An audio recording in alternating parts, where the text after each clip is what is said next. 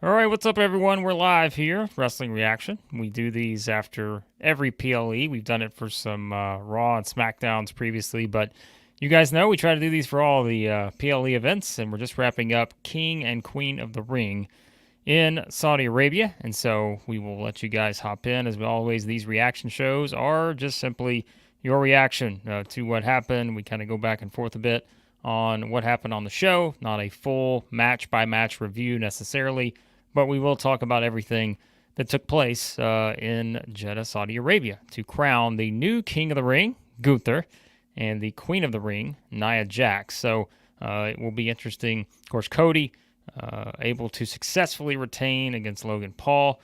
And so that was not a big surprise, I don't think, for anyone. I don't know a lot of people who were going out expecting Logan Paul to be your new WWE Undisputed Champion, but Cody gets the win, and I have a feeling there will be more to come between those two as we start to look ahead, knowing that Gunther got the win against Randy Orton, which means Gunther's going to challenge for the world title at SummerSlam, and we also know that Triple H made the world title match official for Clash at the Castle here in several weeks. It will be Drew McIntyre challenging Damian Priest for that title. So are we on the road to Gunther and McIntyre? Seems more likely than Gunther and Priest. And if Priest is having to put that belt up against McIntyre in Scotland, I don't have a good prediction for Priest being able to retain. I think that's going to be a tough thing to do. So, we will see what happens with that. But again, if you're hopping in, as always, leave your feedback, comments, questions on anything from the show. We do this again after every PLE, and this was another one. If you're in the States, a Saturday one, rather than doing it at the traditional nighttime PLEs. I kind of like this. I think you kind of get the show out of the way during the day. You go about your business, and not a bad thing. So you guys let me know what you thought of the show, which was, I think overall, not a lot of matches on this show. As usual, that's kind of been the theme with the WWE PLEs these days, really just focusing on, kind of the bigger profile matches. We knew the big ones here were Cody versus Logan Paul, plus the two King and Queen of the Ring matches to crown the winners. And so, but you also had the Intercontinental Championship match. You figured Otis would get involved somewhere, and he did, as he factored into that finish with Sami Zayn getting the win by pinning Bronson Reed after Otis accidentally hits Gable in that one. And so that was kind of expected, I would say. We knew that they had to kind of take that next step in the Gable and Otis storyline based on everything that's been brewing between those two. Gable continuing to get frustrated, looked even more frustrated at Otis after that match. So we know we're getting that singles match between those two at some point in the future. Sami Zayn moves on to the next thing, which I assume there's probably still more with Chad Gable somewhere in the future, and maybe near future. But for now, we see what's next for Sami and where Gable goes from here. Maybe the biggest development, I thought, on the show, and probably predictable, because if you remember, whenever Rhea Ripley had to, vacate the championship, we knew that at some point it made the most sense to have the title on Liv Morgan, and so I thought that was maybe a surprise for people right off the bat that Becky would be the one to win it. But as you guys know, if you watch the videos here on the channel, I thought from the very beginning it made sense to put it on someone like Becky, because that way Liv gets to win the title, not in a Rumble or in a Battle Royal type setting. She gets to win it in a big singles type match, beating Becky finally. And so, I think that's kind of what happened here. And so she got the big win. She finally gets her big win over Becky. She becomes the champion. Dom gets a little bit involved here, accidentally, all this other stuff. We know what's cooking here. So we know what's cooking with all of this. But hello, Juan. Good to talk to you as always. Always appreciate your feedback on all these videos that we do here on the channel. So always great to catch up with you, especially in these reaction live streams we do. Yeah, Liv Morgan, the new champ. Cody retains. We got Nia Jax as the Queen of the Ring. The triple threat was good. I would definitely go back and give that a look. Crowd was very into Sami Zayn. There's no question about it. Huge. So, I see some other comments. Don't worry, we'll get to Tama Tonga in a second. I thought this was a solid show. Predictable finishes perhaps in a lot of these, but that's kind of just the where we are right now. I think in kind of the road to the next thing, which Clash of the Castle should be interesting. SummerSlam's the next big show and all that. But yeah, always appreciate you, Juan. So yeah, Yeah, hey, I always appreciate the support. I do. You've been one of the loyal ones from the start, and always love seeing you here in the reaction stream. So a lot of familiar faces as well. Yep. How are you as well? Yeah, it's a good show. I love the triple threat too. I thought that was really good stuff. I think again the crowd. Look, it wasn't. I mean, look, we talk about the crowds and how different they've been, right? Over the past little while here, it's been tremendous just to kind of see the crowd reactions at all these different locations that they've gone to, and you had that one, especially in that triple threat for Sami, Randy Orton. Like, what a reaction he got! Like the same kind of stuff. So the Liv and Dom thing is going to be kind of fun to see how they play it out because you saw how they did it here. It was almost as if Dom's like, "Whoops, I messed up," but we know they had that little exchange, I guess you could say, both walking out of the same room. We've seen kind of the interactions. Dom had the exchange with Liv before, all that stuff. So I think they know what they're doing there. And like I said before, we also don't know exactly when Rhea's coming back. So that makes it harder, which I'm fine with, to kind of, plot this thing out like PLE by PLE, week by week, because we don't know what that date is for Rhea. So that makes it harder to know exactly how this is going to twist and turn with Liv and Dom. So, but again, hope you're doing well. Always great to see you here. And, always appreciate the supports. But so there's no bloodline. This was what was different, right? How long's it been? Which I know there have been some, but it's been a while since like we've had one of these PLEs where we haven't had like a significant bloodline development anywhere, right? And so that made this a little bit different. And it's just, the nature of the bloodline. I mean, that's been the big story in WWE for years now. And so to not have anything like that on this, it was like, wait a minute, where's the bloodline? Oh, yeah, like they're not really involved here with this. But, Tama Tonga, he did not get his King of the Ring final against Gunther, which we all kind of knew would not be the match. We knew it eventually would get to Gunther and Orton. I told you guys, too, before we get to the Tama Tonga part, when I did my King of the Ring predictions, I said the first bracket I put out, I had what did I have? I think I had Gunther and LA Knight. I had all those big surprise upsets, Orton losing in the first round, Tama Tonga losing in the first round. I was like, they don't need the King of the Ring. And then I put out like the bracket number 2. And I was like, this is the one they're probably going to go with because this isn't my official bracket. And sure enough, except for the Dragunov, I think, losing to Jay, which I thought Dragunov may win just because I wanted to see that match. We pretty much got the bracket number 2. The unofficial predictions won out in this one. But yeah, Tama Tonga is going to be interesting to see how his role continues to evolve in this bloodline story because we know we're still waiting for Jacob Fatu. There's a lot of stuff to come here. And I think like the most significant bloodline stuff we got was probably like Solo mentioning what he mentioned to Heyman on SmackDown, in addition to Tama Tonga losing, I guess you could say in the King of the Ring against Orton. But we're going to get a really lot this week on that. So slow burn, as we said. This thing's going to take a while because we know we got to wait for Reigns to get back and all this other stuff. So, Hey, good to see you again. Always here in the reaction shows. We know, too, like when we do these like during the day on a Saturday, like this one, Backlash, everybody's out, maybe not watching YouTube right now. They're out enjoying things. And even if they watch the PLE, maybe people are getting out, getting a little sunshine, and maybe not like me here, hunkered down, doing a live stream right after the show. But always appreciate you guys watching either now or on the replay. So as always, if you're jumping in for the first time, hit the subscribe button, hit the like button. We have fun here with all of this. So, I think where they go next with Damian Priest. Look, I mean, he's got the match with McIntyre. Like I said earlier, I think they're doing that match in Scotland at Clash at the Castle. Drew kind of got a taste of that moment. I was thinking this as Triple H was announcing. I'm like, they gave Drew what he wanted. That was that WrestleMania moment. So he finally got his WrestleMania championship win in front of fans, right? Even though they took it away from him 5 minutes and 46 seconds or whatever it was later. This is like the big moment now. And it's so wild to think about, guys, if you remember back. Like, I think before Reigns lost to Cody, I feel like the time that I thought I was starting to convince myself that Roman Reigns was going to lose was whenever he faced Drew McIntyre at Clash at the Castle. What was that? Was that 2022? I don't remember exactly. But, and then I'm like, how different things are now than they were then.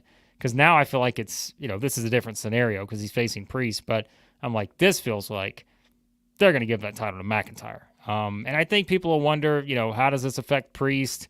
Kind of this run. I mean, that's June 15th. So we're basically 20 days away from that match. So, like, there's nothing really, you're not going to have another Priest title defense between there. I know you guys know, too, I've been pushing, like, the Balor thing. I thought maybe they would go with Priest versus Balor in, like, a title match, even though you feel like Priest would have been the winner in that match. But I feel like for now I'm thinking, man, Priest has to be the underdog in this match against McIntyre, right?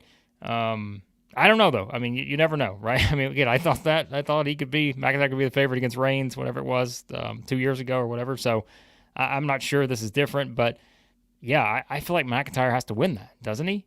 Because if you know Gunther has won the title shot, I don't feel like Gunther versus Priest, no offense to Priest, I just don't feel like that is the match right now. If you're trying to pick between the two, sure, if you're a Damian Priest fan, you'd love to see Priest versus Gunther, but if not, I think your bigger match from WWE's perspective is a Gunther versus Drew McIntyre. Now that's different, but you wonder how is that ultimately become the match if you do Gunther versus McIntyre, because of why? They're both heels. And so, I mean, there's a lot of directions they can go, and of course Punk, how does he factor into this? I mean, by that point we're talking August. And remember we've got the Berlin show 4 weeks after SummerSlam. So, now it becomes very interesting with Gunther, because you're wondering, okay, he gets this title match at SummerSlam. Does he win? Or do they do the rematch 4 weeks later? Like, there's a lot of, I feel like, directions they can go now with this. And, I mean, you guys know, too, I thought it may be one of those scenarios where Gunther would win the King of the Ring. I mean, he was the pick from the start. And it felt like that started to change a little bit when you're wondering, okay, maybe it's got to be Orton. And they're going to go ahead and do Cody and Orton.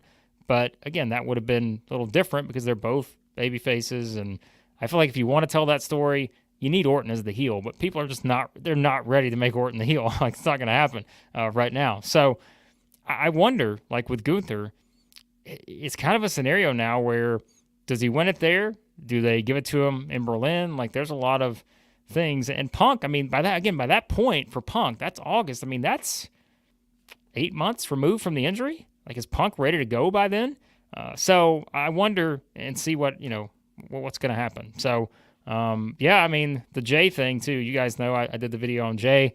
I know there's a lot of mixed reaction to that. Like I said, it's not that I'm disagreeing with some of the criticism of Jay, because look, do I look back and say, hey, I'm going to go back and watch a lot of Jay's matches? Probably not. The way I would some of these other matches, like, I don't know, take your pick, right? Like Cody or anyone's of the past, like, maybe not, but there's no denying that Jay is one of the most over people in the company right now. Like, it's undeniable based on the reaction, based on, you guys know I brought up like the WrestleNomics, the merchandise sales and all this other stuff. I mean, he is one of the hottest top 5 people in the company, period. And so they're not going to just completely throw Jay down just because maybe, he's not having the classic matches at night in and night out. So I think they're going to want to give Jay, they're going to want to keep him in that spot, because we know too, they're kind of keeping the seat warm, if you will, knowing that he is going to get thrust back into this bloodline thing at some point, and we just don't know when that's going to be. So it seems like it's going to be a little while based on, the way things are going. Maybe not be until SummerSlam, which is still a little ways away, a couple months away. So yeah, I think Jay's going to stay in the mix. They've got to find stuff for Jay to do because they need him on the card. And like I said, it was so weird. You didn't have the Bloodline on this card. You didn't have Jay. Those are top acts. And so that's just kind of how it goes right now with how they're structuring things. And King of the Ring's a little bit different because it's a tournament-based, PLE, and you're getting to final matches and all that. But yeah, I think Jay's got to be in there somewhere. So you think about, and we talked about that after the draft, you think about the main event scene on Raw right now. You had McIntyre out. He's back. You got Priest as a champion. You got Gunther. You got Jay. Punk's coming back at some point. Rollins is coming back at some point. So you got a lot of mixing and matching there. You got a lot to work with. But I don't know. It's we've seen Jay versus Gunther recently, right? And maybe that gives Jay another opportunity. Not sure. But yeah, I'm with you. I don't think Jay's going anywhere. Like, Jay's gonna continue to be a big part of whatever they're doing, because he's a main event guy now. And so he's not just going to be thrown to the side without anything to do. So maybe they factor that into the mix. And I think the bigger thing here is like the Judgment Day, the future of Judgment Day. Because like we said, we feel like we're going to get that Priest Balor, exchange and all that stuff. We're going to get, how JD factors into that. Dom's got his own thing going now. Like, Carlito's been in the mix. Like, there's a lot of good stuff that could happen with Judgment Day to kind of lead to that eventual, which I think Priest is going to be the one that comes out of it, being the cheered guy, right? But how quickly does that happen? But maybe that's where at Clash of the Castle someone accidentally costs Priest the title, something like that. That's also a possibility, but we can explore those ideas here in the future. But again, guys, I appreciate you hopping in. Let me know your thoughts on the show if you haven't already. Any questions, comments you have as we start to look forward to. Again, if you look at the schedule, that's where things are pretty interesting. You have coming up, as we said, June 15th. That's Clash of the Castle. Then you've got Money in the Bank on July 6th, which is not that far. I mean, these shows are pretty crammed together. And then you've got SummerSlam on August 3rd. You keep going. You've got the Bash in Berlin on August 31st. So you've got 4 pretty important PLEs coming up here. And, we already know what will likely be the main event of the Clash of the Castle with Drew and Priest. Then you start to look ahead, wonder what things look like as you head to Money in the Bank, where lots of possibilities for that. And, that's where, we talk about potential champions coming out of SummerSlam. We don't even know who the Money in the Bank winners are going to be yet. Could one of them be a champion walking out of SummerSlam and all of that? So, yeah, I think that getting the belt to Liv was the right move on this show. Becky just felt like sort of the transition champion to get it to Liv, knowing that gives you more story to work with. Liv's kind of embracing this new character. We know that this all ends with Rhea coming back and beating Liv at some point, but we just don't know when that's going to be. Zayn winning made sense. He wasn't going to lose the title in this. And here's what I think with Zayn. If you're starting to look ahead, like if it's not Gable, if Gable goes on and does the other stuff with Otis, although I do feel like maybe Gable has to win this thing at some point. But if not, I mean, Braun Breaker, I don't know how quickly that's going to be, but you've got to feel like, Breaker already feels like the big star. And the way they've done it, you guys know, I did a little YouTube short on that not long ago. Like, they're pushing him like a monster. And so feels like a further away, maybe not, in the next couple months or anything like that, but I'd be interested in seeing a Breaker, Sami Zayn type, interaction, Intercontinental Champion type, but that may be, that may be 3 to 6 months or more down the line. I don't know if Zayn still has the belt at that point. That may be where they swap it to Gable, something like that. Who knows? Maybe Otis gets his championship opportunity at some point because he's going to get his hands on Gable, we know, which he got his hands on Gable here accidentally. So, yeah, but we'll see. Nia Jax, Queen of the Ring. That means she's facing Bayley at SummerSlam. Seems pretty clear. I don't know that Bayley's going to lose that title before then. Do they put the title on Nia Jax? Maybe. Not sure. So I want to see what they can do. Bayley's run's been interesting so far because, she's had the matches, triple threat, that kind of stuff. There's a lot of challengers on that SmackDown roster, but we know the destination now is going to be Nia because we know she's getting a title shot at SummerSlam. We know Bianca and Jade are busy with tag team work. Tiffany's still out there, Naomi's still out there, people like that. But again, you still got a couple months. So what's Bayley going to do sort of in the meantime? I know she's had the stuff going on with Piper Niven. That could be your match for Clash of the Castle, probably, right? That would make sense. But I think Bayley retains there. And so, yeah, it seems like Bayley versus Nia Jax is probably your women's title match, WWE women's title match for SummerSlam. So that feels pretty locked in. Lyra, I thought this was, I didn't think she needed to win this. They did a good enough job kind of protecting her and keeping her, strong throughout, getting the win she got to get here. She's going to be fine. They clearly have big plans for her. So curious to see how they continue to kind of develop the character and all that kind of stuff with her because she's clearly got it in the ring. Yeah, I thought that was a big one. And remember, we didn't mention earlier, too, Becky did say she's getting the rematch against Liv on Raw. So she was going to request that, so she's enacting her rematch clause and all that. So we do know we're going to get that match on Monday. I don't think the title's swapping by any means, but we do know that we're going to get Becky and Liv again, it seems like. Maybe there's some kind of stipulation added. Not sure, but that's something else. So we already talked about Gunther. doing that. They did announce too, of course, you saw they are returning to Saudi Arabia Crown Jewels on November 2nd. So I add that to the PLE calendar for this year. That's another one that joins the group. And what do you guys think of Cody and Logan Paul? Do you think they're continuing this? Because, as we said earlier, now that we know Gunther's challenging for the world title, who's Cody facing at SummerSlam? Do they do this match again? I mean, do they do Cody versus Logan Paul with the U.S. title on the line, which would seem maybe anticlimactic for a SummerSlam main event?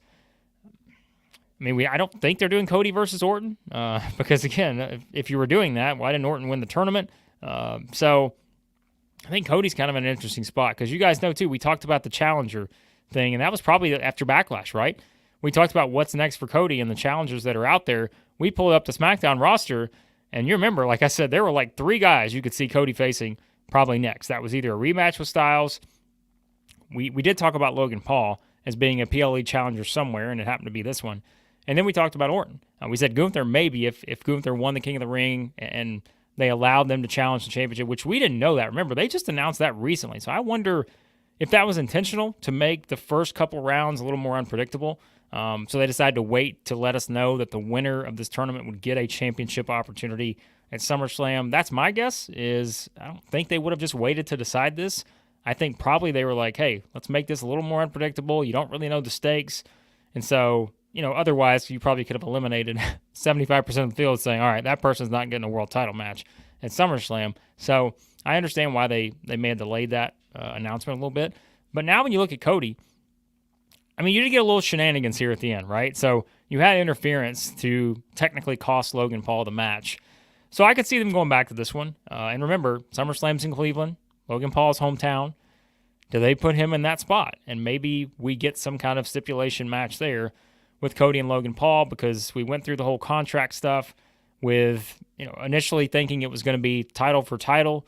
Cody was going to, aim to be the Grand Slam champion, win the U.S. title, all that, but that got taken out via the contract signing and everything. And so do we just go back to that? Do we, maybe go all in here on everything on the line, do it, I don't know, cage or ladder, or who knows, right? Like there's a lot of things you could do. Probably wouldn't do the ladder because that'd be coming right off of Money in the Bank several weeks earlier. So I don't know if I'd go right back to that, but there's stuff you could do there to maybe get a rematch and make that the SummerSlam match. But otherwise, I mean, really, guys, when you look down the roster on SmackDown, and we'll do this again, just like we did the other day. I mean, when we did after Backlash.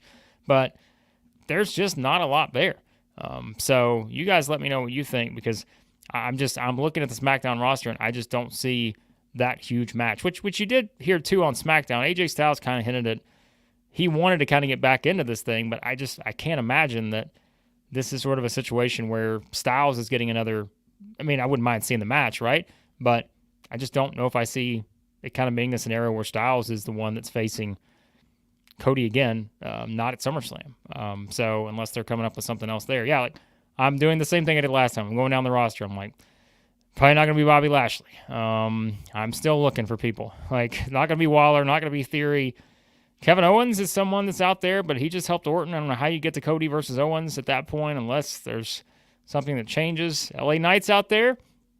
Remember, Cody did tease something with LA Knight after Backlash. He did say, he was asked about future opponents. He's like, there's something interesting about LA Knight. And I feel like the dynamic there would be kind of fascinating. But have they really done anything to make LA Knight feel like a world title challenger here recently? I don't think so. I think he's kind of cooled off a little bit. Maybe not just in terms of reaction, but he doesn't have a lot. I mean, he's got the thing with Carmelo going, but I don't see it right now. They could certainly heat him up and put him in that spot. That'd be a new match, kind of a fresh deal, but I feel like that's one of the few options they have for SummerSlam. And I'm still going. Again, Randy Orton's there. Like, we're not doing Cody and Nakamura again for that. Solo. I mean, could it be Solo? Could that be the match that happens at SummerSlam? It's really, unless Cody gets thrust back into this Bloodline stuff, which I don't know how that happens without, as we said, the return of Roman Reigns. I feel like that's where, if you're gonna, kind of put something together, I don't know how you're gonna put Cody in that spot unless it involves kind of Roman Reigns returning. And maybe that is the big return for Reigns, right? Maybe you do Cody versus Solo. And maybe that's the big return for Reigns, and somehow Reigns is involved. I don't know. Like we've talked about, you guys know, we've talked about in many videos, the dynamic with the Bloodline, the Civil War and all this other stuff. Even though Solo he's clearly lying about him being on the same page with Roman Reigns, we know that that's all going to be kind of a big ruse. But I think that's interesting. Although you're not going to believe Solo's going to win the title, but you can make it important enough to where, hey, that's a big match, because if you're teasing the return of Reigns or something like that, then that's worthy. We know they're not doing Cody versus Rock anymore. We swung and missed on that one. We tried to say, hey, let's try to see if we can get this Cody versus Rock match, but that was before WrestleMania. Afterwards, it's not happening. So I think it's pretty clear that Rock's next match, probably at earliest, comes at the Rumble next year. Although maybe it's just safe to WrestleMania, because like we said too, I know they want to be kind of in the scenario where we would love to get 2 matches out of The Rock every year, but there's also that risk that we talked about. The injuries, the aging, like all this stuff. And if you got to save it and make sure you protect the one match for The Rock, it's going to be at WrestleMania. And so knowing they got the 2 blockbuster matches, Rock versus Cody, Rock versus Reigns, maybe they find a way to protect that for the next 2 years, and those are your main events, as we talked about many times before. But, yeah, I'm not sure. So, yeah, I think the draft just really did not – the draft was just a mess. I don't know how else to say it. But and it's not that it was a mess because of how they necessarily put the rosters together. It's just the draft became, we're just protecting who's already on the brands, which didn't really change anything. Like, there were no significant changes. Like, I suppose if you want to base it on this show, King and Queen of the Ring, coming out of it, the only significant change we saw in the draft was Nia Jax. Like, because she then went to SmackDown, and she now wins the Queen of the Ring, and so she gets a shot at Bayley, and she's going to get a world title shot, right, for Bayley. So that's really the most significant thing, I guess, that's happened coming out of the draft, and in the little time we've had now with it. So I think that's like there's not a lot of. Would have liked to see more shakeup, and you guys know I was advocating for Gunther going to SmackDown because I thought that could have led to the Cody versus Gunther match, which I feel like they still have to do at some point, but I don't know how they get there now, because I thought maybe they would leave it a little open-ended tonight, where you say, all right, Gunther gets his championship opportunity, but you didn't say world title, or you didn't say it had to come from that brand, but they made it very clear on commentary, and Gunther made it clear himself, he's going for the world title. Not going for Cody's title. There's no, there's no wiggle room there. There's no gray area. Like, this is the way it's going to be. So, yeah, I thought that was, but that's the limitation of the draft. But as you guys know too, I always say it. They can work around it. I don't care what they do. They don't have to stick to the draft. I don't even care anymore. Like, just give me the best stuff you can give me. I don't care if you make up a rule as to why someone is on this show, who's on this brand. I don't even care anymore, because, they didn't care during WrestleMania season. There was no reason. Like, just do whatever you want. I think you're making it hard on yourself, having all these just limitations. Who cares? Just give us the best show.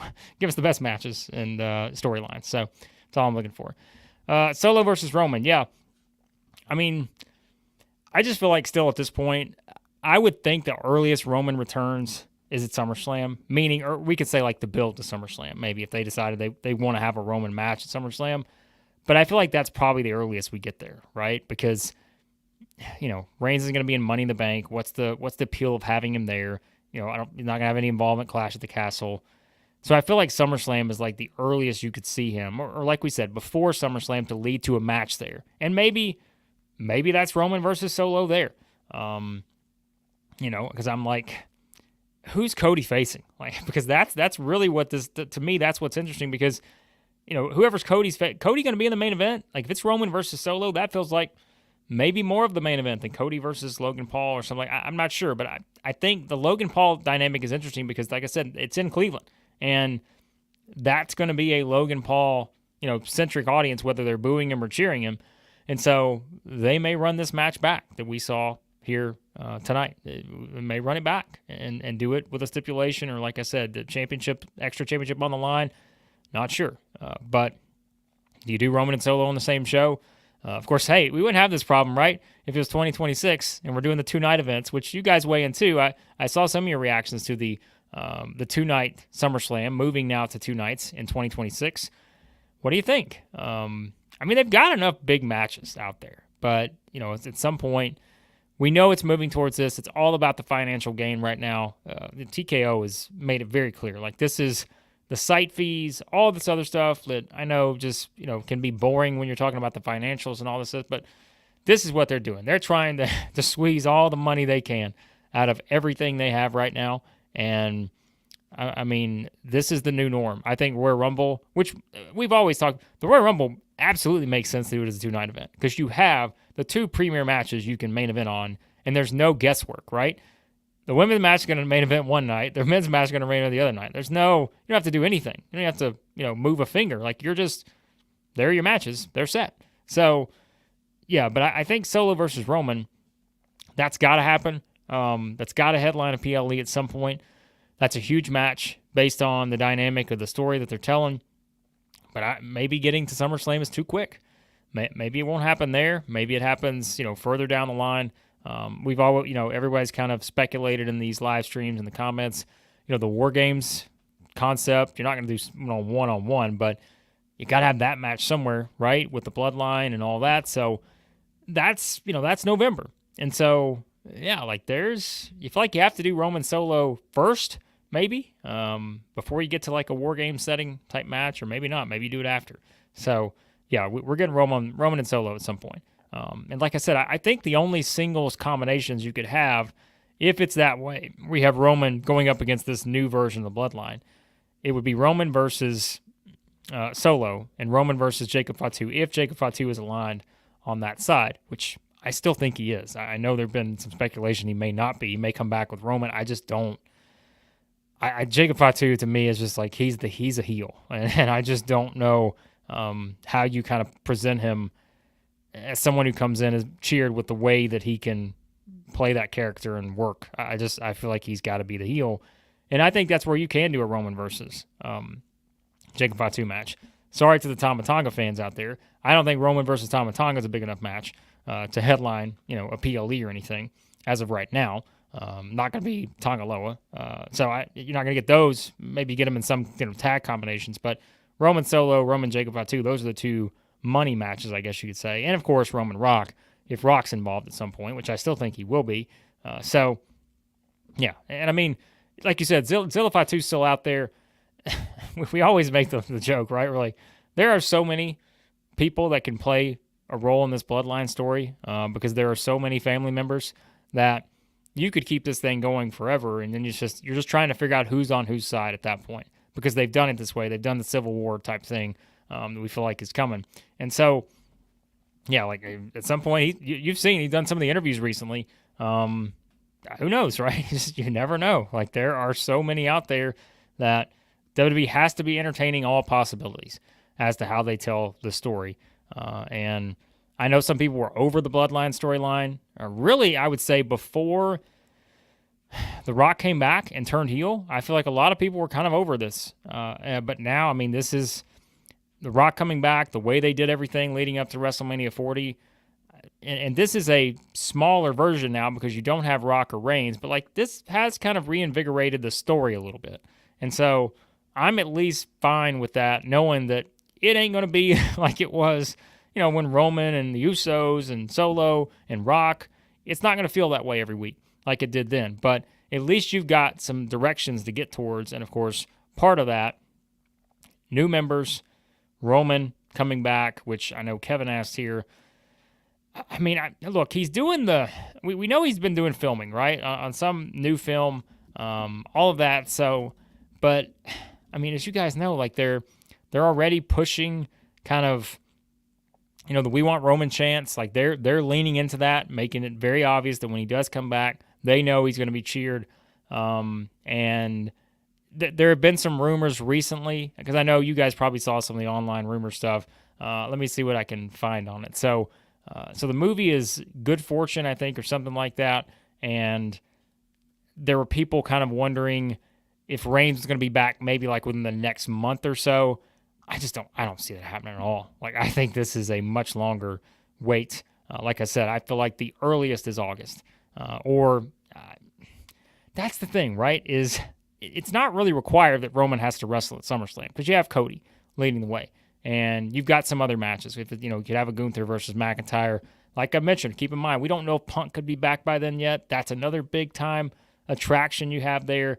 We don't necessarily have to have Roman back for SummerSlam, especially in a one-night scenario now where it's not 2 nights. And if you assume Cody's going to headline the show, then is Roman going to come back to, play, third match on the card? I don't know. So I would think, though, there's some kind of program, because otherwise, like, what does the Bloodline do at SummerSlam with everything that's going on? I mean, we don't know all the twists and turns that are going to happen before then, but what do they do? And that's, like I said, the only possibilities I feel like right now, Solo maybe challenges Cody for the title, and maybe that's where Roman returns, and maybe not in wrestling form, but maybe he's back ready to go for that, right? And so that I'll make just a prediction. So I'm just gonna say, to me, it's like Roman returns either at SummerSlam or we wait a little bit longer somehow, right? I feel like that's probably it. I don't know why he would return sooner, I guess, is my bigger point. He doesn't need to be in Money in the Bank or anything like that. So, but we'll see. We'll see. Because the Bloodline story still has a few more things they've got to do. They've still got to bring Jacob Fatu there.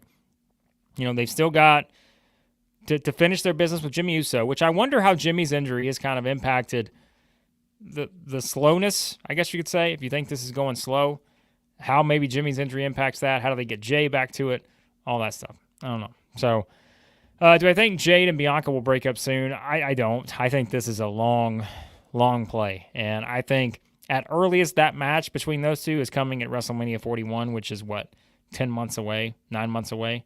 So I think these two are the champions until quite a while. I mean, who's going to face them? That's the thing, right? Who's going to beat them? I'll tell you who I think is going to beat them. And it may not happen, but I think the best challengers maybe that could be out there for him. You guys know they've been teasing on Raw. Well, Sonya Deville came back out of nowhere, right? And she went to try to talk to Shayna Baszler. I think Sonya Deville and Shayna Baszler would be a great team. And I feel like I think we've seen them in some combination before. Maybe I'm wrong about that. But I think those two would be a great asset. I know Baszler's been teaming with Zoe Stark. It's nothing against Zoe Stark, but I've always felt like a Deville-Baszler type team would be interesting. Because there's some of that, that realism there too in terms of, I'm not sure. So I think that's kind of something that I'd be curious to see if we'd get to that match. But I just don't think Jade and Bianca are going anywhere anytime soon as a team, because I think at the earliest they're going to do that one-on-one match would be next year at WrestleMania. They're not going to do it anywhere else. So the breakup comes when? Maybe the Rumble, something like that. I don't know.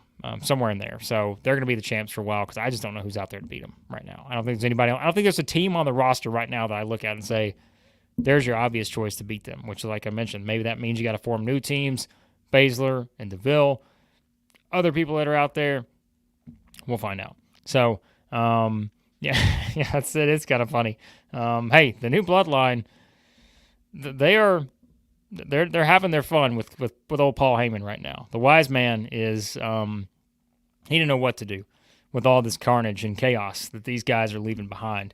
And so you got Tama Tonga back there grunting, which I'm sorry, I had to laugh at that. That was very intense, I thought, with the grunting he's been doing. But yeah, I think we'll find out what Paul's. I can't wait for the big pot for Paul Heyman, because we know, as we said, he's the wise man. He's going to have something up his sleeve, right? And as the wise man, he's got to have the plan that gets him out of this.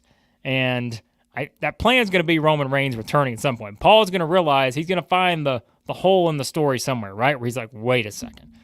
Solo's not talked to Roman. Paul, it's like you get your mystery show or whatever. Like the detective starts to realize, wait a second. I've been fed lies here. Something's not right. I know who actually is the suspect, right?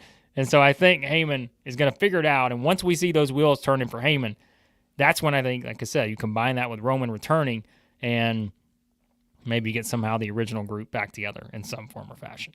So, we'll see. But Adrian weighing in, Cody, hey, y'all have your opinions on Cody? I know look, there have been some discussions too. A lot of people are wondering, when's Cody going to turn heel? I don't think he's turning heel right now, but I could see a Cody heel turn at some point, way down the road. I think the character may have to do that. So, yeah, Cody is on top right now. He's the biggest star in the company. There ain't any question about that in terms of, just drawing power. Like just he's the top dog right now. So yeah, good point here, Kevin. That's a great point because they have been pushing so much about the losing has consequences, and what's the punishment for Tama Tonga?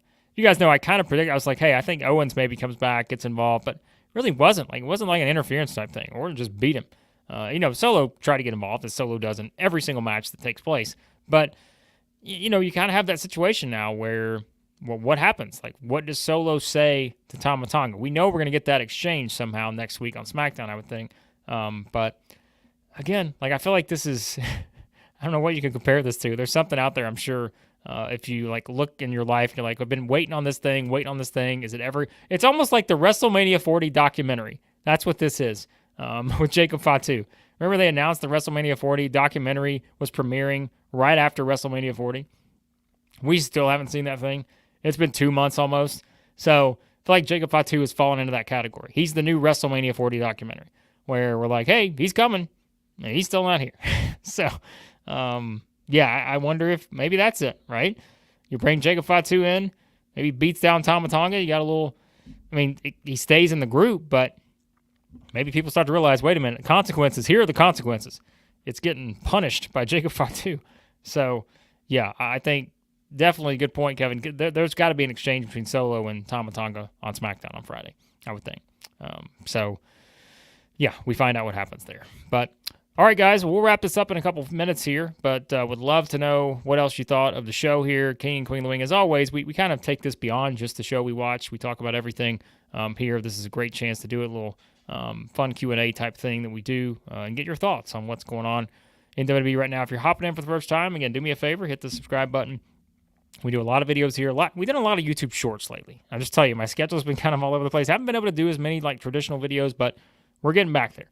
So we'll have a lot more kind of fun videos. You can check out some of the ones I've done recently. Jay was one that I know got a lot of interesting feedback. My thoughts on Jey Uso and kind of the push he's getting and all that. And yeah, check out everything we got on the channel. We have a lot of fun here at Wrestling Reaction. So and we do reaction shows after every PLE. So you can join in. Liv Morgan, yeah, Kevin, I thought Liv had to win the title here because as I said, after the Battle Royal they had, Becky won. It surprised some people. They're like, well, I thought this would be Liv.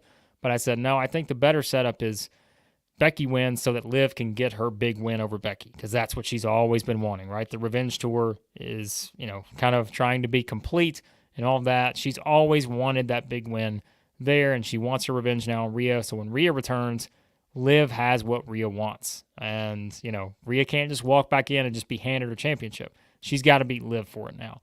And we got the Dom thing, as I mentioned earlier, that's going to play into this. So, yeah, I think Liv is, to me, this is the best Liv has been character-wise. Now, people can have their thoughts on, in-ring work and all that stuff, but I think this is the best version of Liv in terms of how she's playing up what she's been playing. Because it makes sense, right? Becky said it in the promo exchange they had. I don't know if it's on Raw, maybe, whenever it was, but she's like, you've been here for 10 years and haven't really had a purpose or whatever she said, something like that. And that was a good point. It's like, Liv's trying to, what's her purpose here? And she's figured it out, and now she's won the title. And I think, as you ask here, yeah, I think somehow we got to have something where Dom is kind of, starting to wonder, is he siding with Liv? And then when Mommy comes back, oh, look out. She's not going to be happy with Dom. And I think that's already set in motion just by how him trying to get involved here led to Liv winning the title. That they've got to somehow get there. Because, too, I think Rhea and Dom can't be together forever, right? Like you have to figure out how you're going to go with that. Because like we said, too, Rhea is going to be cheered like she's maybe never been cheered before whenever she comes back. So can you really put the heat magnet Dom with her to keep that kind of same dynamic going? I don't think so. So maybe you kind of have Dom and Liv go off in their own separate ways. And so, yeah, I think that's what will eventually happen. And like I said, it's so hard to know exactly how this plays out because we don't know when Rhea's coming back. We don't know like the timeline necessarily of her injury like we do for some of these. And so, but I guess you could say that about quite a few people right now on Raw, right? We don't know when Punk's coming back. We don't know when Rhea's coming back. We don't know when Rollins is coming back. So you got quite a few of those. And I guess the one thing you could say positive out of that is there's some unpredictability there. You don't know when some of these people could show up. You don't know how that can kind of throw these different storylines into another direction. So I kind of like that aspect of it. So, yeah, we'll find out. But, all right, guys. Well, we will wrap it up probably here as we did give some thoughts on the King and Queen of the Ring. And I would predict my early winners for next year's King and Queen of the Ring, but I don't think so. I have no idea who it could be at that point. But we got to start thinking about predictions for Money in the Bank, though. Not that far away now. But we got to do Clash of the Castle first, which we know now will be, I think, unless Cody probably has a match there, but I feel like that has to be headlined by McIntyre versus Priest for the world title. So curious to know what Cody's doing at that show, because I feel like McIntyre has to be the main event, Clash of the Castle. So now that, and for Triple H to announce that on the show, you feel like that was kind of the reason, was to say, hey, this is your match at Clash of the Castle. So, yeah, there's a good point too, and we got to wonder about that. Punk's kind of screwed Drew at every turn now, and so if Punk does that in Scotland, oh my, you want to talk about the reaction you could have there. So maybe that's too good of an opportunity to pass up. Maybe that's how you keep the title on Priest. But again, it's Gunther versus Priest, that match that feels huge right now for SummerSlam. Don't know, and so there's a lot of ways you can go with it with all these. I think the Drew Punk type stuff has been some of the best stuff they've been doing, period, for a while now. And so the fact that they've not been able to have both of those guys in the ring, it's almost worked out better if you think about it, because they've been able to do like the verbal, interactions and all this stuff they've had. And it's kind of been able to keep them out of the ring, keep them fresh, and, let them heal up before they have that eventual match that's coming. And so, I mean, who knows, right? I don't think they're doing McIntyre versus Punk at SummerSlam now, if we thought that could be one of the matches, because you feel like Gunther's got to face the champion, but maybe that's it. Maybe you get Punk back by then. Maybe you do McIntyre versus Punk at SummerSlam. Maybe you do Gunther versus Priest. A lot of options. We can discuss them as we get closer. But again, guys, I appreciate you watching as always. Like I said, do me a favor. Hit that subscribe button on your way out. We'll have a lot more videos, shorts coming too. We might try to do some more live stuff during the week and all that, because I'd love to do more of these. I think these are just more exciting, more fun. Maybe we talk about certain topics, their own different themes, all that kind of stuff. We'll have some fun with some ideas here, but I'd love to do more of these each week. But for now, we've kind of kept it at the PLEs, but we'll look at some options with all that. And quickly before we hop out, yeah, Uncle Howdy, I mean, it's got to be soon. Like, they've really amped this up a bit, so I think it's got to be soon, Kevin. Like, I would say it's got to be within the next several weeks. I can't imagine they delay this much longer because they've really been pushing it so hard now. Like, when the announcers start mentioning and all that stuff, I think they've got to do this. And as I said before, I feel like my prediction would still be this has to happen on a Raw or SmackDown versus the PLEs. But maybe they wait till Clash of the Castle. It's not that far away now. So that's also a possibility. So we'll see. But, all right, guys. Appreciate you watching as always. Hit that subscribe button. Always enjoy your interactions and comments, and I will talk to you again here soon at Wrestling Reaction.